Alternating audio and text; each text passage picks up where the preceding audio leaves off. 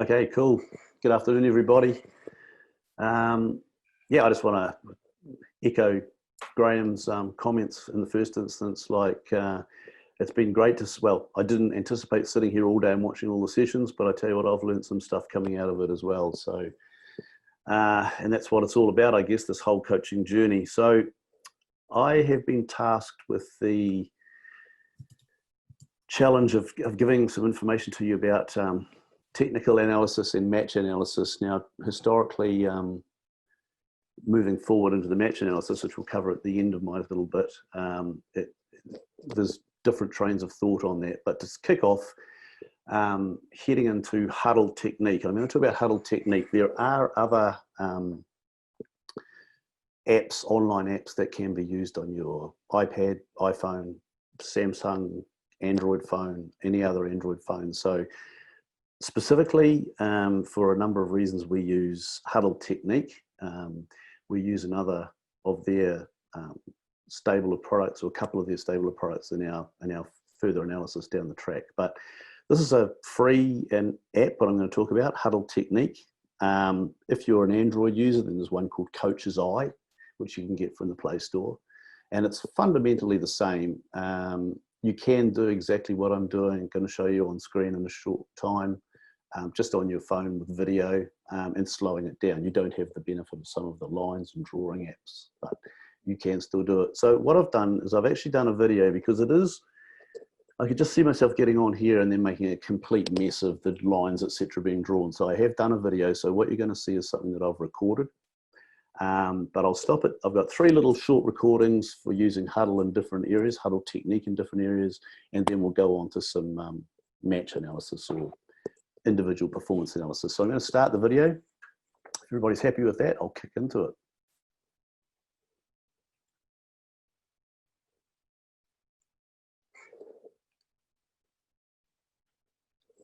Okay, so you should be able to see this kicking off, and we'll start the video.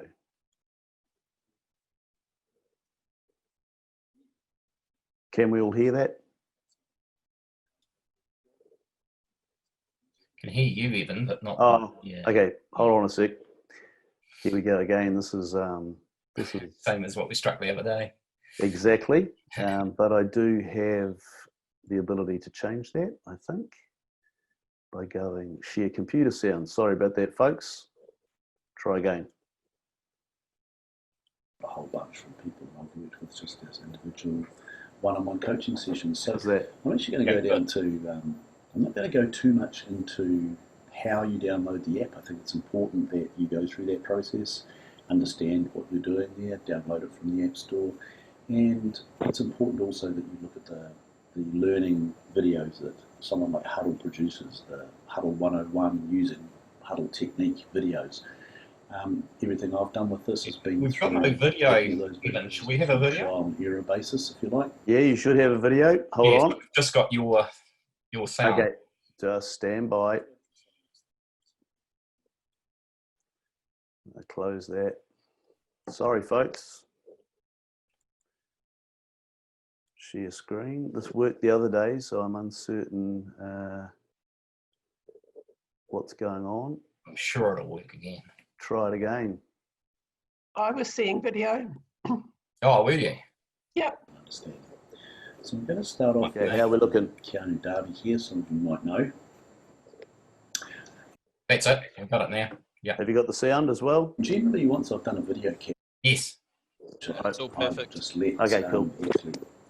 And myself look at it at normal speed. So here we go. Keanu's on the mat in the stadium and working his way through to delivering a bowl and forehand. Just to give you a general overview of what it looks like. So from there, after a number of captures, I'd ask Keanu to have a look at it and ask him what he thinks he's seeing, and I'll give him some feedback on what I'm seeing. But I guess the main things that I'm looking for in a capture like this is a few things. I like to look at the pre-shot routine. I like to look at that includes obviously setting up the shot, identifying, using some visualization there, which I think you can probably see Keanu standing in that stance he's already doing. He's looking down his line. He's setting the ball in his hand and the appropriate for the appropriate bias, and he's making his way onto the mat. So his pre-shot routine. So using the next to the slow-mo button down there on the left hand of the side of the screen, the 000 is a scrubbing button, so you can actually move that at your own pace. So here I like to look at it. He's set himself, this is his pre-shot, he's looking down the line, visualising the shot, walking onto the mat, generally on the angle that he's looking to play down, the line that he's looking to play down. He sets himself, sets his feet, gets his balance, makes sure he's ready to go, looks down the line again, re-establishes. A couple of fake swings or false swings there to get a feel for weight, and then he goes into his delivery process and through to release. So that's all pretty straightforward. Moving backwards, scrubbing back along, I can look again, and what I do here is I start to look at some timing points. So as a coach in the first setup for coaching, I can't recall what it is, the foundation coach, and then into intermediate coach or development coach, you start to work on the likes of biomechanics and timing points for delivery, of course working with the New Zealand way. And I think it's a good opportunity when you're using this to use some of that information from that New Zealand way process and the biomechanics aspect to make sure that everything's looking good and balanced, etc. So the first thing I like to look at is, as I say, looking at the pre-shot routine. I'm comfortable there that Keanu is looking down the line, establishing, setting himself on the mat. So some of the points that we look at, the timing points, for example, that I talk about in the New Zealand way, we look at in the process of delivery, what we're looking to see is when the arm becomes vertical, the step heel, the foot that's stepping out, is activating. So using Hudl, we can draw some lines. I like to do that, just to put a line down there at vertical and scrub backwards a little bit, and I can see that as Keanu's arm is hitting vertical, his knee / ankle is starting to bend.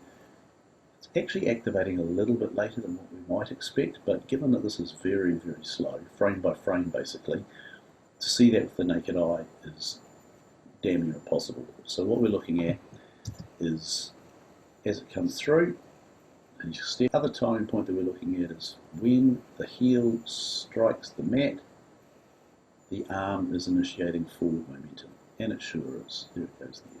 Heel's stepping, draw a circle on there, and there you'll see that it's as he steps and lands, his plants his foot, his hand, his arm is already moving on the forward pendulum, going through. Third sort of point that I like to look at is at release. So just a little note, you can use the main big 1126 bar there that you can see to scrub reasonably quickly. The other one that you can use is below that, just using the ruler, if you like, and it makes it even slower, frame by frame. So there, I'm going to call that release point. I'll recircle there, and also a line, I'm going to look down here. So there I can see that Keanu's head is ahead of the release point of the bowl, which means that he's still getting good forward momentum. He's moving all the way through here. As we scrub back, he's moving here, he's activating at arm vertical. As his heel strikes the mat, his forward pendulum is beginning. He's releasing the bowl at his toe, and his head is ahead of that release point, meaning that he's got good forward momentum. So that's a very simple, basic, easy to do capture of timing points. There are a number of other things. If I clear those, I can look at some, I have to look at some angles here. And when you start to get a little bit more advanced, you can run a second video over that, which I'll show you shortly, and it will see whether Keanu is maintaining a consistent process throughout his delivery. And yeah, so we'll go through a couple of other things. I also like to look here at the end of it, where he's going. He's not just pulling back, he's stepping forward with his plant foot and moving forward, continuing, and then stepping back as the bowl is well down the green. So yeah, simple process. You can use slow motion to half speed and run it automatically to slow things down. You can get a good look at it. My personal preference is to run it at 1:1 but use the scrub button so that you're in control of the speed, the pace at which the frames are being progressed, and you get a very good picture.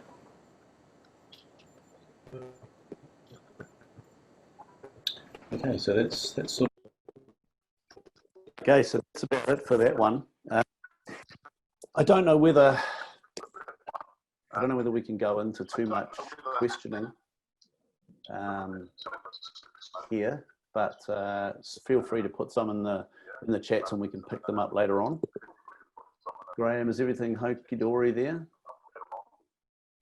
Yeah, just a message comes through saying mute mic Hector. There is an echo, so we're just getting a bit of background. Yeah, there is an echo. Mike Ansell has his microphone Yeah, on. okay, we'll pick him up. Mike, if you're listening, if you can just... no, he's muted. Yeah, thanks, Mike. Keanu is a great bowler. Yes, yeah, I've worked with coach. Keanu for quite a long time. Yes, Yeah. still work with him. He's in our wider squad for New Zealand and I work with him down here along with Kearney here in Dunedin. So yeah, so there's not too many questions there. That's fine. You could go into Huddle Technique an awful lot. I'm actually going to show you another video of Huddle Technique. I've got 3 short videos. That was 4 minutes. This one's, I'm not sure how long, but it's another video which I'll share and we'll kick into it so we can keep moving. Everyone happy? Yeah, go for it. Okay, just a second there. Close that one.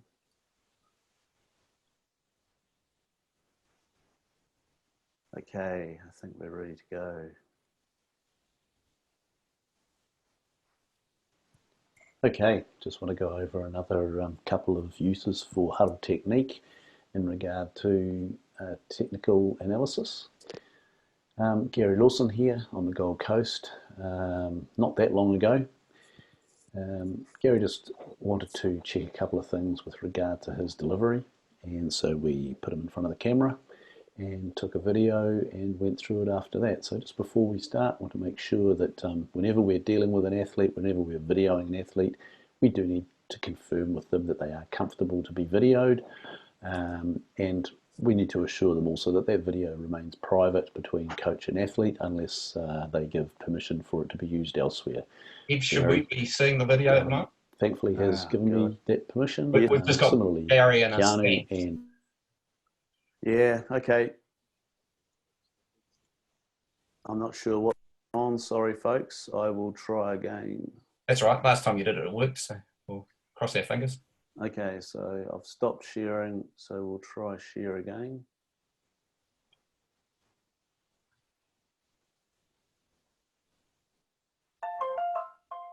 How are we looking? Okay, just want to go over another couple of uses for Huddle Technique in regard to nothing's moving technical again, so analysis. I think we've got the same issue. Gary Lawson here on the Gold Coast. Yeah, just got Gary standing still on the mat. Okay, I'm going to close it just a sec. Sorry, Phil. Don't think it's just me. Sharon, are you getting the video? Yes, I'm getting the video, and I think he just hasn't pushed play yet. So yeah. no problem. It's, okay.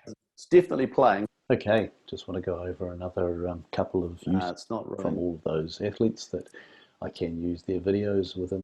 Sorry, folks. I'm not sure what I'm going to do with that one. The video is just not moving, but you're correct. Yeah, the video is not moving. You're quite correct. That's all. Just bear with me another second.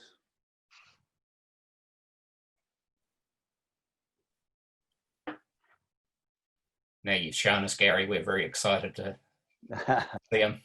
I know it worked the other day when you showed it, eh? Yes, it has been working.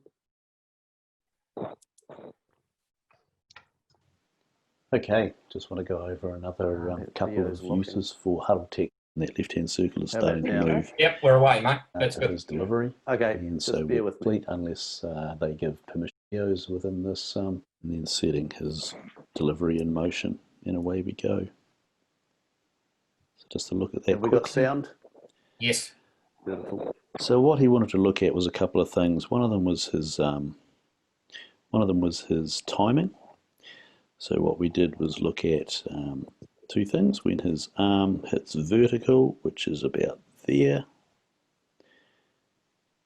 whether his foot is initiating, and I think you'll find that if we go back, we get back to vertical, swing is initiated here, get back to vertical about there, his heel, as you can see within that left hand circle, is starting to move.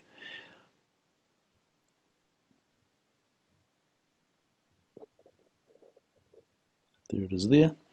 So I'm going to remove those two. And the other one was on strike, heel strike, which is there.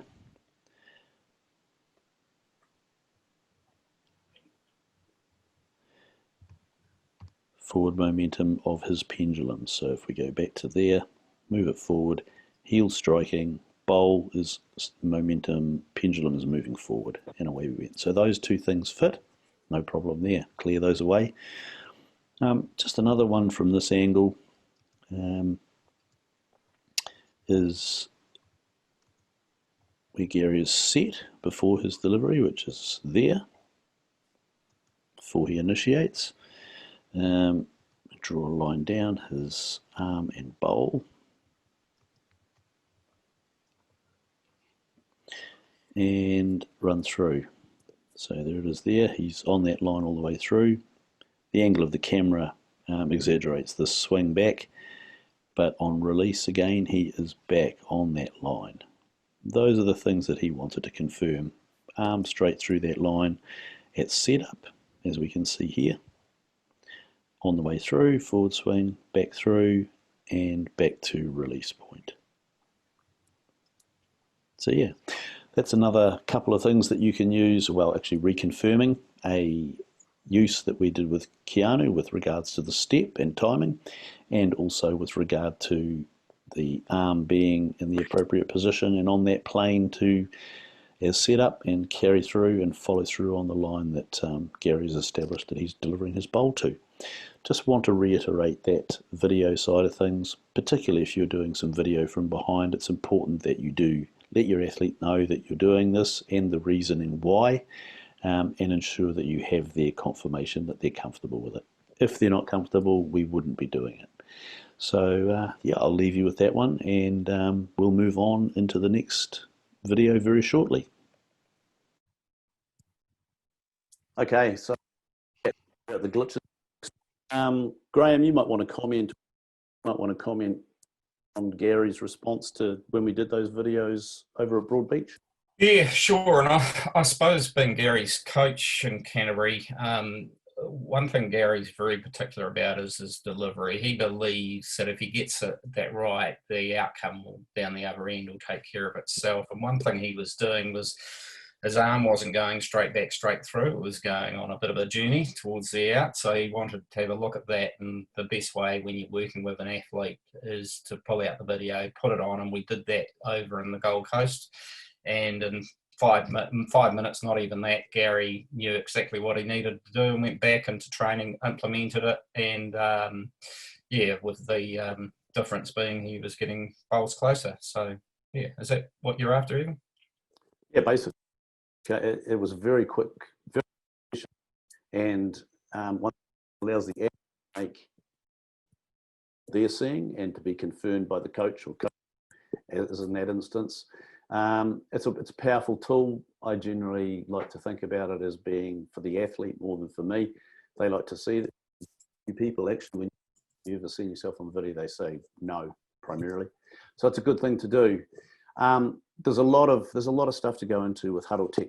I just want to give you a bit of a taster, and I'd encourage you to download one of those coaching apps and have a go. So I've got one more, which is really interesting. There's some questions coming up, but I think, thank you, Sharon's answered one of them. It's Huddle Technique, not Huddle. Mike Kernahan, this last one is, and I'll let this run, and you can have a look at it. Once again, hopefully this time I'll be able to get it going without any glitches. What do you reckon the possibility of that is? Yeah, very positive. More positive than me. Right, let's have a go. Can we see that? No. There's No. nothing there. No, we've just got captions down the left-hand side. And Okay, bear with me again. I'm not sure why this is doing this to me. I guess we get there eventually. Share screen. Okay, how about this time? Are we there now? No. I'm glad you said So no, Rachel, because I so looked you- at my doubts. You can't see any of That that? screen and We can see the screen. All that it's not happening is the actual video playing. We can see the hear screen. your voice coming through now. Yeah. So you can't see my video No. on there. No. No, we can just Right. see a list of your Cute. videos. Yeah, that's good. Oh, look at my video. So if you the video.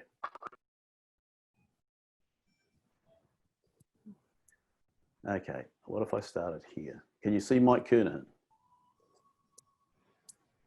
I just see you at the moment. Hi, Graham. Can we see Mike Kernahan? Yeah, we Yeah. got Kearney. Yep. Okay, let's go. Yes, you can see my list of videos because that's where we started, but anyway. I'm Mike Kernahan. This is a session that I Can did we with hear? Mike Yes. Yeah. Beautiful. prior to Right. heading away to Asia Pacific's or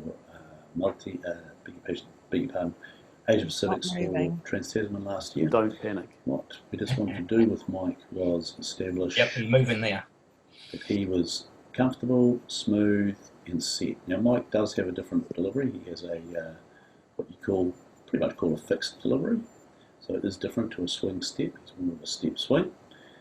But what we can do just to see that everything is going as it should be is with Huddle Technique. This is a free app. Remember, you can compare to a new video that you want to record or a pro athlete, which I don't use because there's not many bowlers that have information out there or videos out there to copy, but compare to my own videos. I'm going to go back to the second delivery of Mike Kernahan that I have here, which would be that one, and I can see that you can either do it side by side and you can lock, so if I get to the point where he's releasing on that one, and releasing on that one.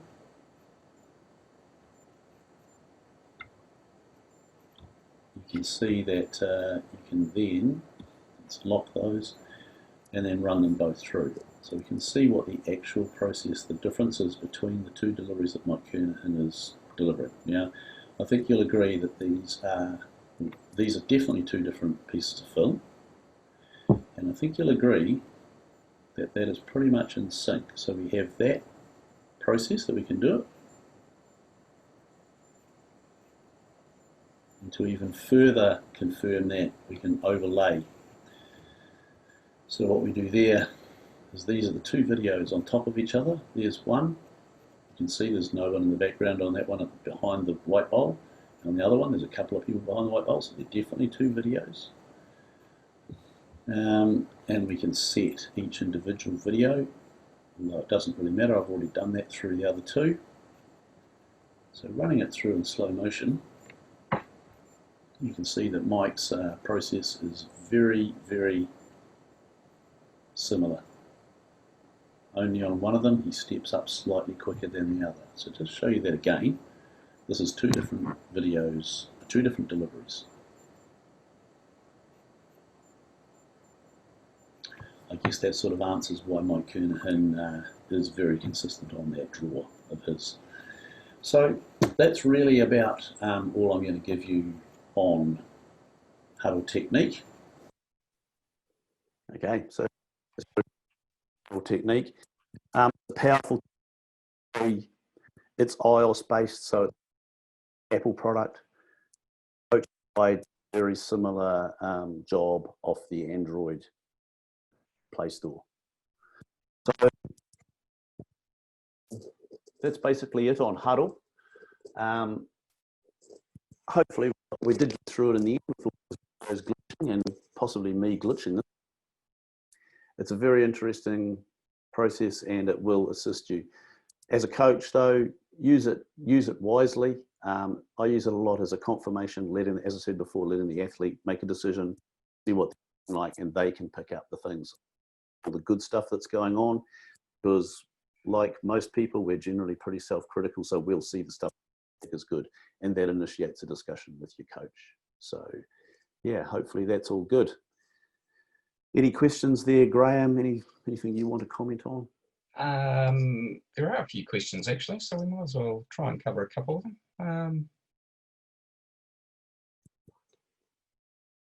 At least I thought there were. That's fine if there isn't. No, there is. Oh. Even while Graham's doing that, just a quick bit of advice. You sound a lot clearer when you come closer to the screen. When you sit back, you start breaking up.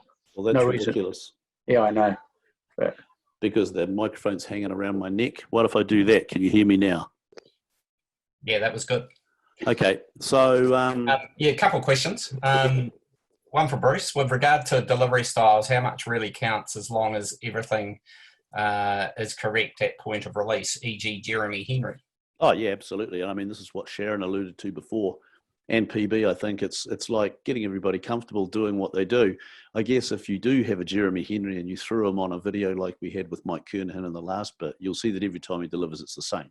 So that point is moot if everything's being done the same. Yep, and we have a lot of older people joining our club and can't bend, etc. like this. What would you suggest as techniques? Well, that's Sharon's area of expertise.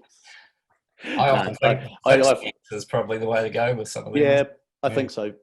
Fixed stance or like, I don't know, but I've found even just getting the feet slightly wider apart lowers the whole point of balance and center of gravity, and that can often work without a full fixed stance. But yeah, Simes's put a very good comment, bowling arms, and bowling arms is something that we'll certainly be promoting. We could actually run a session showing how to use a bowling arm as well on one of these. So yeah. I can see something there. It says, how long does it take to be proficient at using this app? Okay, so this app is, I'd encourage you to download it, have a play with it. Proficient, I'm not proficient at it, but I know enough to fumble my way through it. You're not going to get it right every time. Key points to remember, video from if the player's right-handed, video from the right-hand side, so you're getting the full movement of their arm going through if you're doing it from the side. I had one of Val Smith on the Gold Coast, which I was going to use until I realised that I had it round back the front. So, you know, you're always going to make it glitches, but once again, it's just about putting the video out to them. So I'm going to move on, if that's sort of that. I'll move on to some analysis. So this is performance analysis. I guess we've talked about technique analysis, which is Huddle technique, and performance analysis can take any way, shape, or form. I'm going to make an acknowledgement here that 4 or 5 years ago, someone that's sitting in this room came and talked to me about performance analysis or analysis of an individual player on the rink, and I thought it was just ridiculous until I actually sat down. So Rachel Wyborn-Curtin, kudos to you. I'm not sure whether it's kudos, but it's put me on a track that I can't get off now. Analysis of individual performance during a match is something that you can get a lot of information from. We're still working through it. Kaushik Patel picked it up after discussion with Rachel as well, and since then there's been no looking back, unfortunately. So performance analysis of an individual player in a game, in a match, can be as simple as something as simple as a tick sheet, which I'm going to pull up for you now. I'm not sure whether you can see that. Yeah, we've got it, Evan. Okay, so that's one of my tick sheets from Trans-Tasman. And it's more, you can just do a tick for an effective bowl or a cross for an ineffective bowl. This is sort of a handwritten version of the next thing that I'm going to show you, a thing called iCoder, where you take the first bowl, second bowl of each player in a game of triples and you identify backhand draw. If you look at this one here, a backhand draw and or backhand draw, backhand draw, zero effectiveness because it's long, and some notes out the side. So that's a simple tick sheet, or a bit of an advanced tick sheet. Have any of you ever seen or used one of those before? It gives you an idea as you go through a game. It builds up a pattern. You can see number of short bowls played, number of long bowls played. You can see that I've circled when we were down, but when we scored. So I can tell you that whoever the skip was here was down a number of times, but they converted 1, 2, 3, 4, 5 of those crossovers at down being ends that we've ended up winning. So it sort of shows doing their job. That sort of moves on to, that fundamentally what we used to use 4 or 5 years ago. I then developed a Excel spreadsheet based iPad app, which gave us a lot of information, and it certainly over the course of or an event gave us information about individual athletes, what strengths were and their weaknesses were. We've since moved on to a product called iCoder, which is also out of the Huddle stable of apps, I guess you'd call them. I'm going to share with you another short video of using iCoder. So this is also an iPad-based app. We have used this at the last couple of international events that we have undertaken, Trans-Tasman and Asia Pacific's multi. And it does the same thing as a tick sheet, but it captures it electronically, and from there we can move it into a spreadsheet where we get a massive amount of data on each player. So every single bowl is captured. Every single bowl and every single aspect of every bowl is captured. It can be contentious. It will be contentious, and I'm not going to go too much into that. Just to say, some agree, some agree. We'll have different ideas and understandings of it. So I'm going to share this one, which is this one here. And let's see if this time I can get it going. Can we see that on the screen? Yeah, we've got that. Yep. What we were talking about with the high performance coding that we do, we use iCoder. This is a bit of an example of iCoder and how it works. This picture here you will see on an iPad when we are coding, and it's pretty straightforward. It's a matter of just using the buttons on the iPad screen to set up your match. Carry on through, discipline. Let's say day 2, round 1. Versus opposition, weather, bad, green conditions, good, 12 plus. Okay, so we're at a point where we're waiting for our match to start. If that's all been done, just prior to starting off, bell goes and we're into it. So we're on a short end, and our lead, we'd watch what they play. A forehand, might be a draw, might be a mat width. Did we beat our opponent? Yes, we did. I'm just going to pause that there. Sorry, mat width, mat length, those are distance factors that we're using on the draw from the jack. So the league's job is to try and get close to the jack. So that's what we're capturing. I'll carry on. Now leads second bowl, a draw, maybe 2+ mat lengths. When we get to a point where we identify anything beyond a couple of mat lengths, we start to identify what the variability factor is within the bowl played, whether it's short, long, narrow, or wide, to give us a picture of whether there's any consistent sort of factors coming in there, whether we're consistently playing short or long, wide maybe. So let's say it was short. Did we beat our opponent? No, we didn't. We carry on through all the way for each player. Just as an example, we can see in our stats box that comes up, New Zealand has played 2 bowls, 2 draws played. We've had 1 that was a mat width away, and we've had 1 that was 2+ mat lengths away. No cover shots, no yard on up shots played, run, drive, etc. And we can see that we've had 1 short in the variability factor there. Close that stats box. We work through lead, second, third, skip. So what we do capture, once we've done the thirds bowls capture, we determine at our crossover point where our team is crossing over and our skip's coming back to play their bowls, whether we're up or down. So in this instance, we might go cross up. Once we've got our skips bowls played, we then determine we crossed up. We've got a green box on this side.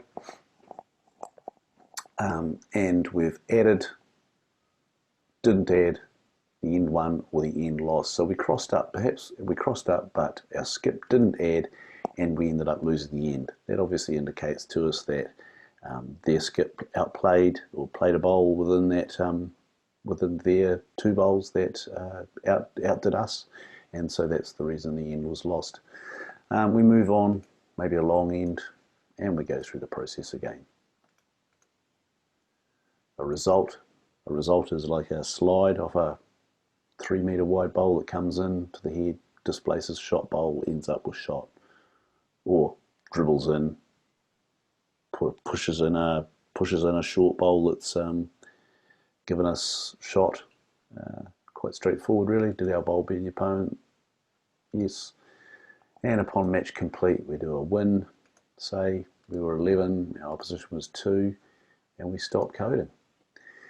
From here, it produces what we call a CSV file. I'm going to stop it there. CSV file, a camera separated values file. Import that into, and we something that looks kind of like this in here. Share that one. You can see that. So it breaks down. It gives a very comprehensive sheet of stats for our team for that game. The number of draw shots played, total bowls played for that, the effective shots played, 28, 22, 14, our overall effectiveness for that team being 59.3, total number of ineffective bowls. We work on a value system, a 3, 2, 1, 3 is good, 1 is not so good, and 0 is obviously ineffective, not within scoring, not likely to score, not helpful, short, whatever. And we get an effectiveness value for our individuals and our team, and it outlines our variabilities, whether how many short we've got, how many long we've got, etc., etc. So from that, particularly helpful over a campaign to see whether there's some consistencies, but even through a day's matches, we can start to build a picture of each individual's performance. Once again, we use it as a positive so we can work on. Stop that again. And yeah, that's sort of basically it. As I say, can be contentious. It's how you use it. We use it positively. We get a lot of people maybe thinking that, oh yeah, it could be used for selection, etc. A lot of it is used for confirming what we see. And just as a matter of interest, I've done a recent exercise with our high performance coaches that were away in the Transfer, and we coded then, and I've asked them off a video, and they're primarily, I'm talking within 1% or 2% of we've done, that we are painting a picture that is very accurate. PB, I'll ask you to jump in if you're still there, because I know that you've been poring over some of the stats. Yes, Ed. These stats we've had now for a number of years, and it does. And as mentioned by Ed, we can use them during a campaign, but often be aware that during a campaign we don't have a great deal of time in which to look at these. And when we do, we are just looking for 1 or 2 points, which we can relay that to the team. It might be what length of ends we're winning on. Just looking back 4 years ago, the 2016 World Championships, when our 4 won the gold medal, in what I think was probably one of the greatest performances that I've seen from a New Zealand team. Hang on, I'll just close the door here. They ended up 199 shots up. Their winning margin was 18 shots per game. When you consider that they beat Scotland 20-3 and in the final Australia 23-4. But what showed up in that is that we played nearly 75% short ends over that series. It also gave us the indication of how good our players went. Everyone was in excess of high 50s percentage of effective bowls. And when you have a team that's doing that, then they end up with a result that you'd expect. Some of the players in some of the games were high 70s, 80%. And when we started this program and a long time ago, we thought that we would have to be in the 70+% to have a chance of winning medals. We found with the stats that we collected that you only had to be in the 50% category to give yourself a chance of winning medals. Obviously, for gold medals, you might need to be in the high 50s, but you were picking up medals in the 50s, and we even had some lower than that. And so, you know, we're talking about just every second bowl being effective and just occasionally a little better than that. Certainly, as far as our back-end players are concerned, just what effect they have on the games, how many times they can turn up and add and down and convert. They become pretty important stats for them. For our front-end players, of course, who are basically drawing 99% of their bowls, it's very much a case of just how close they can get. And Evan mentioned the 1, 2, 3. That gives us an indication of just how effective they are in that area. Obviously, 3 being really good. You could have a game where you could be 100% effective and they're all at once, which means you're within a mat length. But we also need to capture those times when they're actually nailing the jack, and that's where they get the 3s. And the information that we got from the last World Championships was that we had a lot from our front end in that 3 category. And that certainly makes the difference. The game's pretty easy if the front is dominating. It allows our shot players on the back end. And so that confirms, and for all our rink coaches, we all do handwritten notes as well. And so, you know, between the two, we're getting a pretty good idea of just how well our players are going. Cool. Thanks, PB. That's it.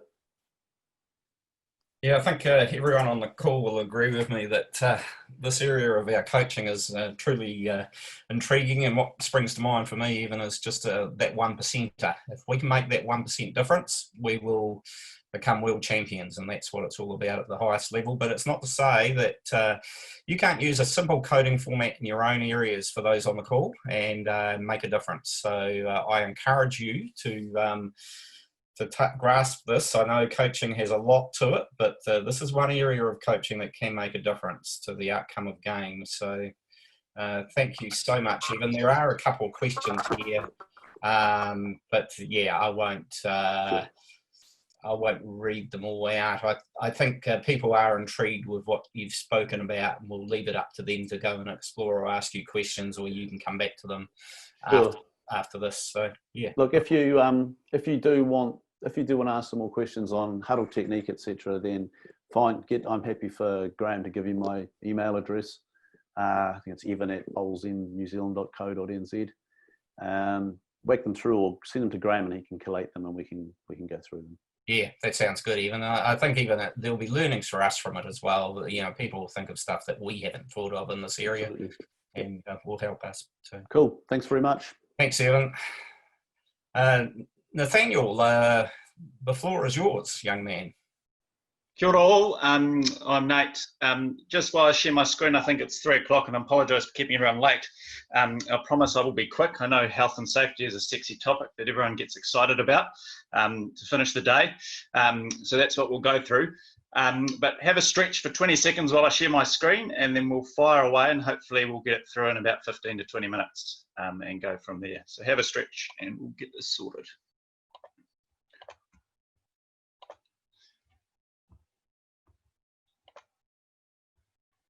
Is that on everyone's screen?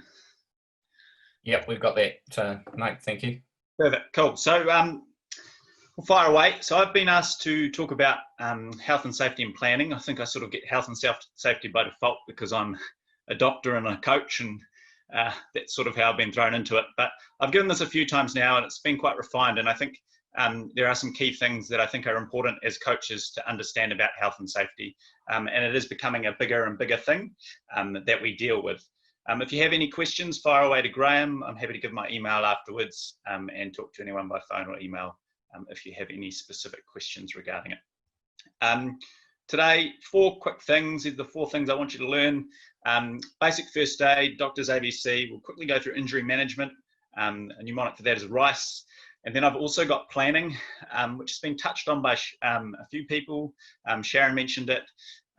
Emily mentioned it, so I won't go into it in too much detail. Focus on the first half a little bit more than the second half. Firstly, just for a bit of comic relief, I was looking, when I started playing bowls about 10 years ago, there was this, we sort of joked about that bowls is the most dangerous sport in the world. And if you Google it, especially in the UK, there's lots of good articles to show that it is. So base jumping is the second most dangerous sport, and bowls comes out number 1 because we have the most people that die playing it. Now, there could be a few reasons for that that I'm sure you're all aware of, but I think it does emphasize the importance that we do, because of the population that play our sport, have some health concerns that other sports don't necessarily have. And it's something that we do need to consider.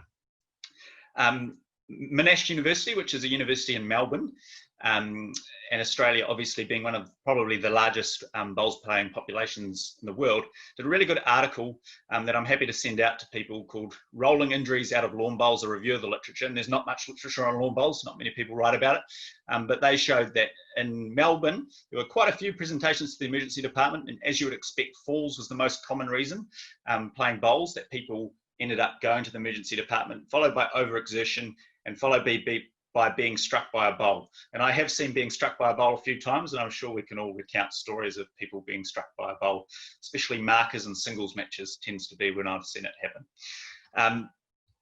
But interestingly, out of that, one of their key recommendations and conclusions was that having good coaching to improve players' technique is one of the most important thing to reduce injuries. And I think that's where we come in. And I myself love coaching teenagers in secondary school bowls as my passion, but by the same token, as being involved in the coaching program now for a few years with Bowls New Zealand, we know that a large amount of our population that want to be coached are the older age group, and catering their technique that suits them, that's safe for them, that makes them enjoy the game is a very important tool we have to reduce those ED presentations that happened on the prior slide. And I think that's where coaching does play an important role. I think the other reason that we need to think about coaches is often as coaches, you are looked upon as the leader on the green, whether you like it or not. You may just think your role as a coach, but often if something happens, people will turn to you, regardless if you're the most experienced in this area or not on the green. So it's important to have some basic first aid sort of skills if that happens. From your workbooks, I've got a few slides, and you can read these later. And I think the key one I really want to, I'm not sure if you can see my arrow, but under what if an injury occurs, I think it's really important that all Bowls New Zealand coaches do have a first aid kit and also go on a recognised first aid course. I'm going to go through some very basic things today, but you can't learn it in 10 minutes over Zoom. You have to be hands-on and practical, and we're all different learners, and some like learning by visuals, some like learning by doing things, and I think it's important that every coach does do a first aid course as part of their training. As I said there, we'll go into first aid. I totally recommend you do a first aid course in your local region when you get the chance post-lockdown and we're allowed to go out. So I think the two things in bowls, and there's only two things I think you really need to remember that are important. The first one is Doctor's ABC, and that is basic first aid. And I think that's important for anyone in any facet of life, not even if you're a bowls coach, because you don't know what you're going to meet at the supermarket or anything like that. And then the second thing is RICE, which is probably more important to bowls in terms of our sprains and our injuries on the bowling green. I think the key thing, and this has been reiterated by multiple people in multiple facets, and I think it's a good thing for life, is good communication. And the key is short, simple, and specific. We don't want to overload players and participants with lots of information. It doesn't achieve anything. They don't remember it. It goes in one ear and out the other. So key thing is short, simple, and specific. So what is Doctor's ABC? It's basically a simple thing to remember that if you do happen to be unfortunate enough to have someone collapse on your green, and I've had it happen twice, and I've only played bowls for 11 years, so I'm sure lots of other people have seen it happen as well. And the first thing to do is think about the danger. So if you have a person collapse, another skip, and there's lots of players playing around, I think the first thing is to tell everyone to stop playing, because you don't want someone driving on the next door rink and then you've got bowls flying into the person that's collapsed on the green. And often we're so engrossed in our own game we don't see what's going around. So it's actually making it clear to everyone that something's happened. Response is check the patient or the person for response. When they're collapsed and they're on the green, push them really hard, give them a good shake. If they have unfortunately died, doing that's not going to change anything. Don't go half-hearted. Give them a good shake and give them a good response. A good thing to do is pull the earlobe, press on their sternum really hard, makes a good impact. The second thing is send for help, and this is the key one we often forget. The key thing is you want experts there as quickly as possible, and the best experts get in the ambulance. So get someone, often not yourself, because you may be the best responder to do the next things, but say, and call them by their name, someone you know, say Barry, or if you don't know who they are, you in the red shirt, get your cell phone out, call 111, tell them that we've got a man down at the Tawa RSA Bowling Club on Main Road, Tawa. Want them here stat. So just simple things: danger, check the danger, response, send for help. The next thing's airway, breathing, circulation. I wouldn't really worry too much about those. I think the key thing is time to CPR and defibrillation, and we'll get onto that further on. If you want any further information, flick me an email or attend a first aid course. There is a really good video, and I'll send the slides to Graham to send out. And when you do CPR, I think it's something that everyone should know. There's this Vinnie Jones video which shows the rate you should do CPR. It's a lot quicker than people think, and you should be a lot deeper than people think. In the hospital where I work, you haven't really done proper CPR unless you've broken a rib. So you should be doing pretty hard, if that makes sense. So if you try and get that that image in your head, and it should be to the beat of Staying Alive, which is an ironic song for it to be to, but that's a good rhythm gauge to get how many beats you should be doing your CPR to. Again, just like I said before, thinking about a phone call, I think you've got to tell someone. So here's an example. Hi, my name is Gerald, and I'm at the Tawa Services Bowling Club, Main Road, Tawa. I would like an ambulance. I have a man who looks to be in his 70s who we're doing CPR on. The one key thing I do think it's important, and everyone can access this on their phone, and I would do this just for general life in the next few hours, download an app. Echoing? Graham? Yeah, was echoing. No. You're good now. I just muted him. Okay, yeah. Better now? Perfect. So I think this is a really important app that everyone should download. It's called AED Location. So AED, a defibrillator. Even if you've got no idea how to use them, they're very self-explanatory, and hopefully someone in your green of if you're playing of 60 or 70 will know how to use one. But what it does show is anywhere in New Zealand, you can flick the app open and it can show you where your nearest defibrillator is. So if something happened, even if you're at the supermarket, you can flick it open and say, oh, actually, there's one at the BNZ across the road. Or it's even got private addresses. So for example, at my bowling club, Cashmere Bowling Club, I know that down at 41 Hackthorn Road, which is about 100 metres from our place, at a private address, some joker has a defibrillator. So if I needed one, I could sprint down the road and get one pretty quick. So it's a very simple tool to have. And you can also access it on the internet. So that's our closest one. So it may be at a place you don't expect. So they're also at places, not just sort of public places. So it's a good app to have on your phone. Now going into more probably relevant and what we'd see more commonly is soft tissue injuries. So RICE is a thing that we use. The first thing is rest. We all like to play when we're injured, but like any other sport, even like rugby, if we're injured, we should take some time out and have some rest. Ice, apply some ice to the injured area as soon as you can, and then compress it. So it's good to have compression bandages in your first aid kit, and then elevate. And most bowls clubs do have sort of like a beard or something around that you can use, but it's good to know and think about your bowling club and think about what you've got around you in your coaching situation and where you can use things. So that's sort of wrapping up health and safety. If you have any questions, fire them away to Graham, and then Graham can butt in and ask. Thanks for that, Nate. And my main takeaway of that is the as a coach, we do need to have a first aid certificate. And what you went over there with the Doctors ABC just reminded me of the first aid courses that I've done over the years. And yeah, one day, if you haven't used it already, hopefully you haven't, you will need it. So yeah, as a coach, we definitely need the first aid certificate. Thanks, Nate. No worries. So I'll fire into planning. I can tell everyone that we're on the final straight. There's not much longer. So hopefully in 10 minutes, we'll be able to wrap up. I think Chris Land is going to talk about COVID and answer some questions. But after that, then it will be done. So planning, I think, is another thing that's very important. And I know Sharon mentioned it earlier. And I think it's something that we sometimes don't think about. This is a diagram that Sharon showed. And I think it's a really important diagram that we shouldn't neglect. We all want to win, but realistically in bowls, there's only 1% that are ever going to be competing, even at like a centre level, at an international level.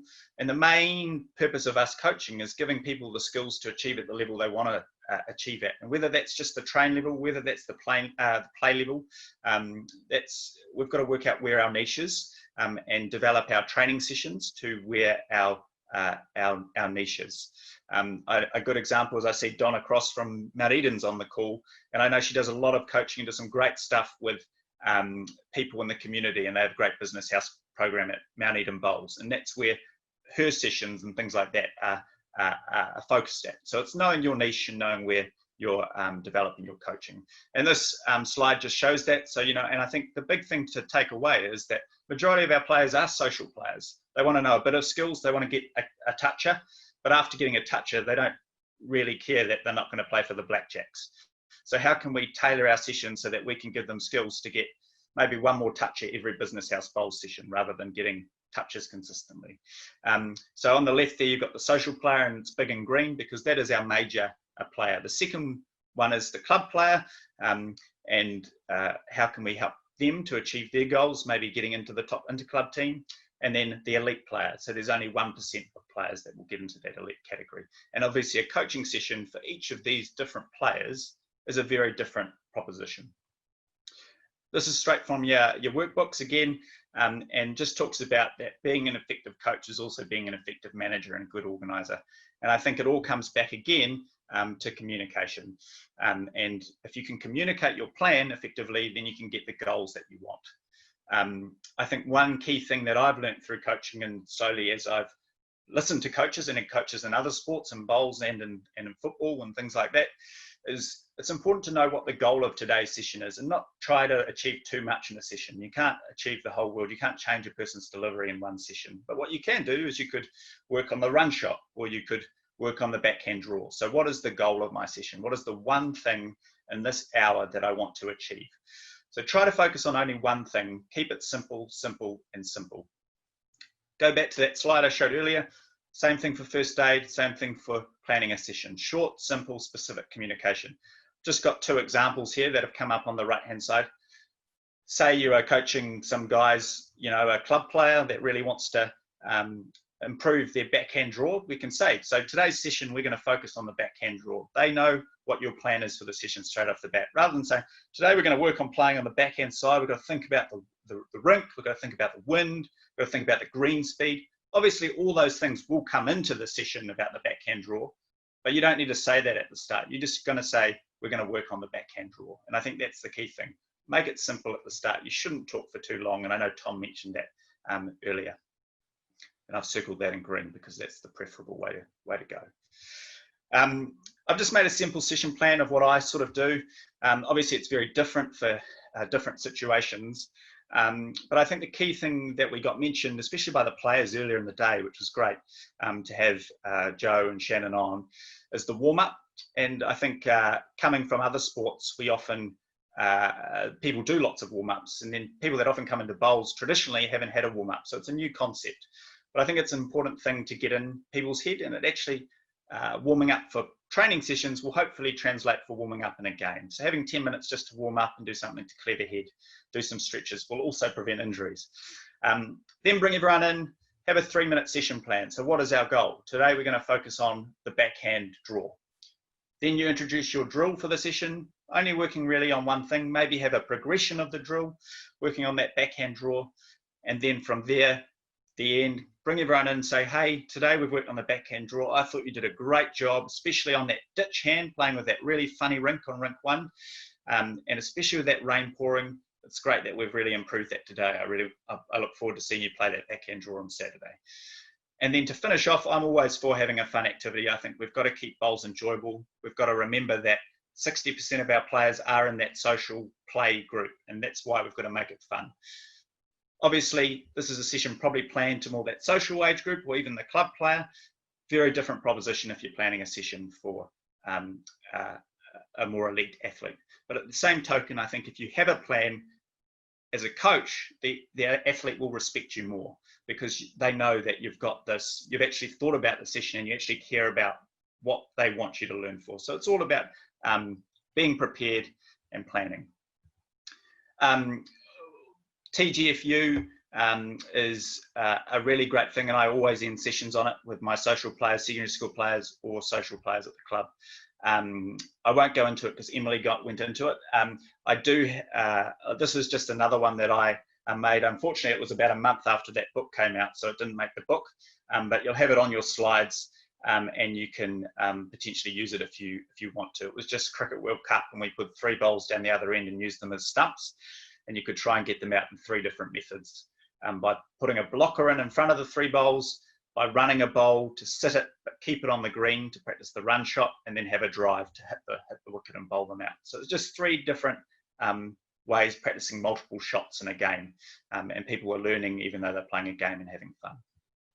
I won't go through this, but I will summarize what I've done today. First thing is bowlers get injured. That Australian study from Monash has shown that. The second thing is, I think it's imperative, as Graham reiterated, that all bowls coaches get a first aid certificate, and also remember to do your refresher every couple of years, as well as you do this refresher. Injury management, so RICE, plan your sessions, think about them, keep short, sharp communication, and then as Emily's mentioned earlier, teaching games for understanding. And that's me. So I'll stop sharing my screen. If there's any questions, Graham, you can fire away. Yeah, if anyone has any questions for Nate, put them in the chat room. We have been very privileged and lucky to have you with us today, Nate, and our hats go off to all the frontline workers, and yeah, you're well up and truly that area, and yeah, as I say, our hats go off to you. Yeah, I can't see any questions coming through, so we might, it's probably a natural progression to move to Chris Lander, who's going to talk about the reason we've been here today really was COVID-19. So Chris, if you're, I know you're on the call. If you I'm here, yep. Yep, thanks very much. The floor is yours. Thanks, Graham. Thanks, everybody. And I'm sure you've had a fairly lengthy day already, so you don't need me expanding that too much. But I thought what I would do at the request of Kosh and Ryan and others was just to give you a wee bit of a heads up on what's been going on in the office over the course of the last couple of months, as we've headed towards what was a fairly weird scenario with a level 4 lockdown and then having a slight easement of that in the last little while.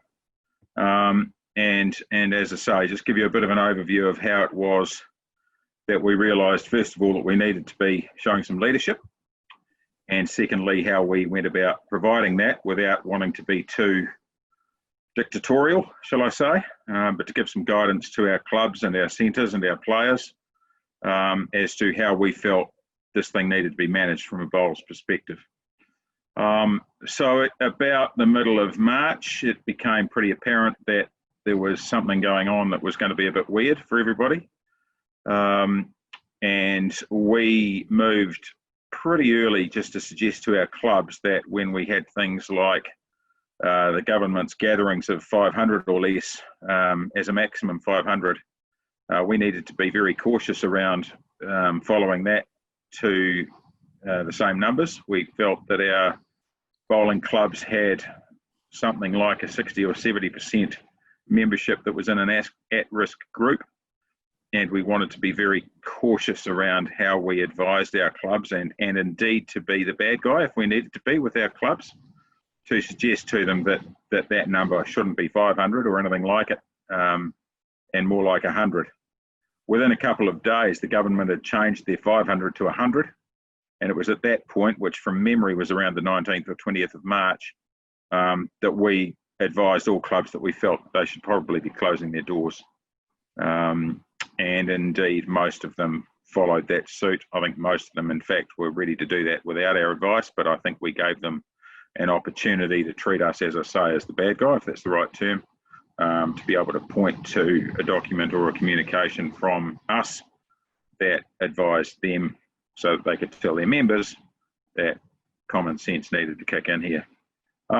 And I've got to say that we've been really impressed with the level of support that we've had from our clubs. We have been all the way through very determined to ensure that our communications were supportive of everyone in the game, to be informative without being overbearing, and to provide guidance as best we could, and to provide support to people who were, clearly in a position where they hadn't been before, who were having to manage their club setup, etc., etc. Fairly early on into level 4 lockdown, we had a daily almost communication with Sport New Zealand, who were our eyes and ears on what the government and MBIE were thinking.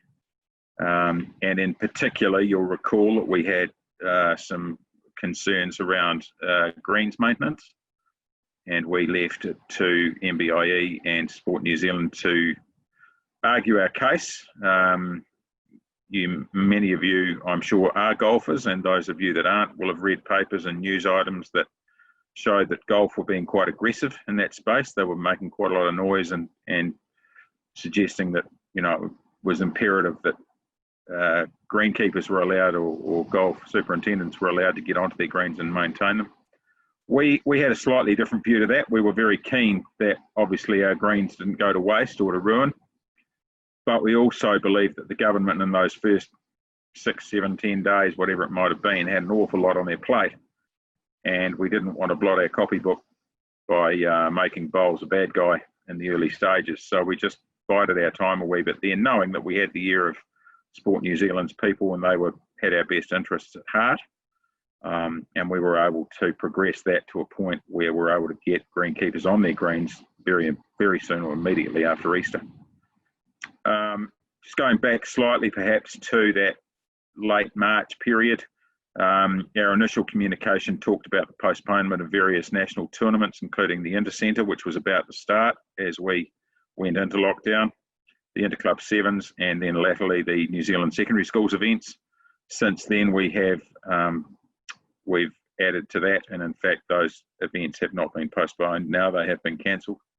But we were just keeping our eyes and ears open as to how we might best deal with those events, which were clearly not going to be played. Was it going to be possible to play them again as 2020 events, or were we better to can them and go to 2021? And our draft calendar has shown that we have removed them from the calendar, and we haven't had too much objection to that. In fact, we've had almost none, and that's where that one will land. So, as I say, our communications have been tried to make sure they've been consistent with Sport New Zealand's messaging, and from the government's point of view, their perspective on how things should be working, reminding people to stay indoors, to stay safe, to be careful, look out for each other in particular. Obviously, again, our bowling community is one which is made up of a lot of older people who may well be living alone, and we didn't want them to feel disenfranchised, so we were very keen to ensure that our messaging to clubs and reminded people to keep talking to each other, even if they couldn't go and sit down with someone. You could at least get on the phone or talk to them through a window or something. I don't know. We just were very keen that people didn't feel left out. And then from about the middle of April, after that Easter announcement, where we were able to get our greenkeepers operating on their own at a club, dealing with essential maintenance, we then decided that it was important that we sent out a note to each of the clubs and each of the centres on a weekly basis. And it just so happened that the next 2 Fridays we had something reasonably significant to tell people, and so we made a point of just putting a note out in the afternoon of each Friday from I think it was the 17th of April, 1724, and the 1st of May being last Friday, where we were able to offer some guidelines and recommendations around the various levels of alert levels of COVID-19. Firstly, 4 and 3, obviously, and then on Friday we sent out a note on what we think level 2 will probably look like. And we've constantly updated that as more information has come to us from, be it government, Sport New Zealand, or others. We have taken a number of calls and a number of emails from concerned people within clubs about, what does this mean for us in this area, that area, whatever it might be. And indeed, it's fair to say that there have been a number of people who have said to us, we understand why it is that you're playing it on the side of caution, but we do have, once we get to level 2 and certainly to level 1, we do also have a number of people who aren't, 60, 70, 80 years of age, and we don't want to disenfranchise them, and we hear that. And we've said all along that whilst what we're putting out is a pretty strong recommendation, certainly in level 4 and 3 status, from here on, clubs are going to have their own way of dealing with our recommendations, and whether that's a slight variation on the numbers of people they might have in their clubhouse because they've got a bigger clubhouse than most people have, or number of people on the greens, or the format of play that they're having on their greens once they are able to get on there, that's fine. We're not going, again, we don't wish to be draconian on this thing, but what we do wish to do is remind people of what it is that their legal position needs to be, or the legal position is within the country, and how they need to abide by that. And then just providing suggestions from us to clubs to say, we think X rather than Y. If you think X with a 10% degree of flexibility based on your demographic or your green size or whatever it is, then that's fine. We don't have a major problem with that. Just, be cognizant of the fact that why we're doing this thing is to protect everybody within your club. So that's really where we've got to. It's a pretty brief overview, and I haven't gone into too much detail there. But if anyone does have any questions, then, please feel free, and Kosh or Graham or anyone else that's got their microphone on, if there's anything I've missed that you wanted me to talk to, then please say so. I don't think you've missed anything, Chris. I've got a question from Morris Symes. Chris, has Bowls New Zealand thought what clubs can do at alert level 2 regarding finishing renovations to greens, as at present all we have been able to do is cut and fertilise? Yeah, so our level 2 recommendations came out on Friday. They have been publicised via email to clubs and centres and are on our website. I don't have them in front of me right now, but there is some relaxation of the single person doing essential maintenance, which has been the case up until now and will be the case until we move to level 2, hopefully on or about the 12th of May. So anyone that is interested in the answer to that question from Morris, just check our website. There is some relaxation of that and allows for greenkeepers to get onto the greens and do a little bit more than they have been doing, and potentially doing it with some support from others, although I can't remember exactly whether that goes level 2 or level 1, around who can work with that person. So yeah, please check that. I'm sorry I don't have the answer in front of me, but you'd appreciate that there's been various levels that we've been dealing with, and I just can't remember which was which. So rather than guessing and getting it wrong, I'd rather just suggest that you go there and find that. We will update again once we hear from government on what level 2 means to them. We're pretty sure we know what it'll look like, but if we do have to adjust our thinking and therefore our recommendations and guidelines, then we will do so, and we'll probably do that almost immediately after the announcement of the date at which we will move from where we are now into level 2. From memory, we went from 4 to 3 with about a 4 or 5 day notice period, and I'd expect that it's going to be something like that, which means we may well hear what level 2 looks like at the end of this coming week. So I hope that answers that question. Yep. Yeah, it does. My ability at least. Yep. Chris, I got sent a question. It says, will the national secondary school champs be on again this year? And if not, and it's this person's last year at high school, will they be able to enter next year, even though they're not at school? The National Secondary Schools tournament for 2020 was to be held in April. It was then initially postponed to December. It has now been cancelled and will be played, well, a National Secondary Schools tournament will be included in our calendar in April of 2021, but it will be, I would think, I'd be surprised if it was other than this, but it'll be up to the schools to decide who competes, I guess. It would be restricted, I would think, to those that are still at school. But don't quote me on that piece. I can confirm that it will be in April of 21, but it will be up to the Secondary Schools Sports Association as to who is eligible to enter those events. It won't just be bowls, it'll be everything. So I would think it would be very unlikely that anyone who's left school at the end of 2020 would be included. Yeah, sweet. And I think that's a very good point, Chris, that it's not just bowls, it's all sports that are going through the conundrum of what all the levels look like. And it's fair to say some other sports have been significantly impacted compared to us. I think we're fortunate we're going into our off-season, it started now, and we're not outside again until September, October, and therefore it's not a great thing that happened, but from our perspective as in the bowls community, I presume you concur that the timing of it, if it had to happen, wasn't bad. We haven't lost that many bowls on the green. Yeah, I totally agree. And, there are some sports out there that are hurting hard. They're hurting a lot. Yeah. And we are very fortunate. Even Mark Cameron, our CEO, has been speaking on a pretty regular basis over the last month or so. He's had a weekly catch up with his counterparts in the UK, Scotland, Wales, England, Ireland too, I think Canada certainly, who are all, of course, about to start this season. And they are really struggling. You'd appreciate that not only are they struggling because of what's going on, but when you consider the scale of the problem that they have in those countries or in those areas, they are really in a whole lot worse shape than we are.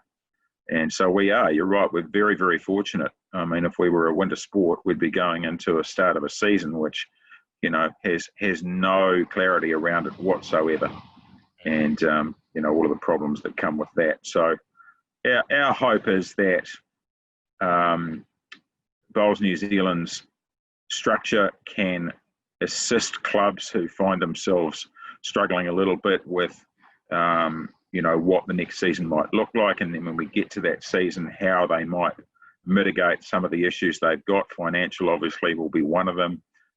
Reluctance of members to rejoin or to be involved because of the whole, risk around COVID, depending on where it's at from a community point of view. So there are a lot of unknowns, and what we're trying to do is not get too far ahead of ourselves. We just want to be as open and transparent and supportive of everyone involved as we can be. We have our CEO Mark and the board getting together in the course of the next week or so to have a board meeting, which will discuss some of the plans that Mark and the rest of the staff have started to put together for what the coming season might look like, and how we might mitigate some of the financial issues that are clearly going to face us. Off the top of my head, forgetting about what you guys have no doubt talked about today, being international programs and so forth that are going to be compromised. The lack of funds from charitable trusts who have had no activity and will have little activity over the next wee while. So there'll be a great reliance on bowling clubs' existing reserves to get them through. But the bonus, as you said at the top of that little piece there, is that, for 6 months, we were pretty much going to be hibernating anyway. I know that's not absolutely true with some indoor facilities and so forth, but it's certainly a stroke of good fortune that it happened in March rather than October. Yeah. Hey, we'll wrap it up with Chris, and thank you very much. Appreciate you coming on at the end of the day and putting in context why we really did this today. And it's been a great success. All the feedback in the chats told us about that. And so, yeah, I can let you go, Chris. And brilliant. Thanks, Graham. Just one thing before I leave, perhaps just to let people know, because they might want to know, and if they don't, then I'll tell you anyway. We put out a draft calendar about 3 or 4 weeks ago. And asked for feedback by Friday just gone. And obviously now that we've received that feedback, we will be digesting that, and with a view to hopefully within the next couple of weeks having a confirmed, as best we can, confirmed calendar for the 2021 season. Brilliant. Okay. Thanks, mate. Thanks, everyone. So just to wrap the entire day for people, I think if I reflect back, it's been an amazing 4 hours. And one of the things that was put in the coaching plan a couple of years ago was aha moments. And we had an aha moment about a month ago when COVID-19 hit us. And this is what came out of it. So, and one of the other things in our plan was in the know. And we've shared so much knowledge today with 100 people that, we'll do it again. There's no doubt about that.